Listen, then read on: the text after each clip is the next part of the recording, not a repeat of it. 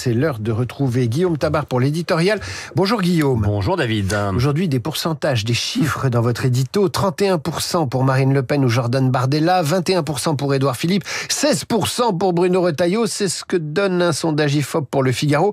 Mais avant de commenter ces chiffres, car vous savez que sur Radio Classique, on n'est pas totalement accro au sondage, une question, quelle est la valeur d'un sondage à 2 ans d'une élection ? Eh oui, très bonne question, car disons-le, à 2 ans, un sondage n'a aucune valeur prédictive. On sait d'expérience que dans cet intervalle, non seulement le résultat, mais l'offre elle-même peuvent être totalement chamboulées. Ainsi, au printemps 2015, les sondages testaient François Hollande ou Manuel Valls pour le PS. Et pour la droite, ils mesuraient Alain Juppé et Nicolas Sarkozy, et pas François Fillon.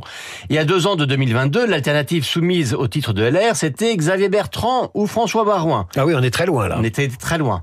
Alors, pour les 2027, les inconnues sont également très nombreuses. À gauche, on ne sait pas s'il y aura ou non une alternative commune à Jean-Luc Mélenchon. Au RN, sera Marine Le Pen ou Jordan Bardella. Et entre la gauche et le RN, y aura-t-il un seul, 2 ou 3 candidats? Vous voyez que selon les combinaisons, ça peut changer énormément de choses. Alors, pourquoi des sondages dès maintenant? Eh bien, disons que ce sont des photos instantanées qui annoncent non pas le résultat futur, mais qui expriment le rapport de force du moment et qui aident ainsi à construire des stratégies. Alors revenons à nos pourcentages, aux résultats de cette enquête. Après son élection à la présidence des Républicains, peut-on parler de ce qu'on appelle un effet Retailleau? Alors c'est effectivement le mouvement le plus spectaculaire à mesurer dans ce sondage. L'affiche annoncée pour le second tour ne change pas, ce sera toujours le RN, Le Pen ou Bardella, devant Édouard Philippe. Mais Bruno Retailleau n'est plus qu'à 5 points du maire du Havre. L'un est stable et l'autre est en dynamique. Alors, il faudra voir s'il s'agit juste d'un effet ponctuel lié à sa victoire de dimanche, ou si les courbes vont encore se rapprocher, voire se croiser. Mais d'ores et déjà, cela change la nature du rapport de force au sein du socle commun. Philippe et ses amis misaient sur le fait que son avance allait favoriser un vote utile en sa faveur, ne serait-ce que pour éviter un duel Le Pen-Mélenchon.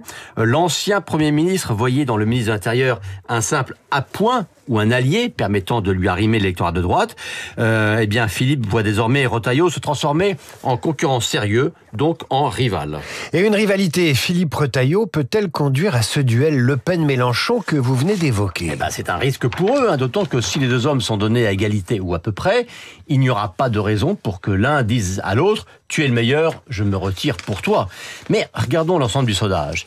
La première leçon, c'est que le socle RN est plus solide que jamais et qu'à ce jour, Jordan Bardella et Marine Le Pen sont interchangeables. Ils font exactement le même score.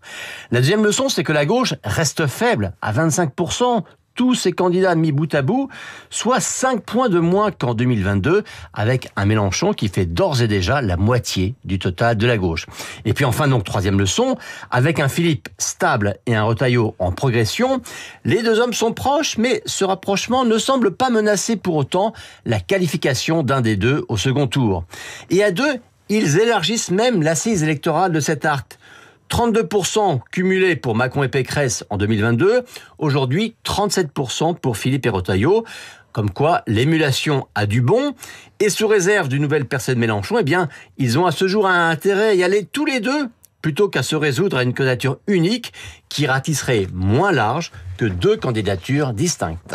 Guillaume Tabar pour l'éditorial que vous retrouvez sur lefigaro.fr en vidéo.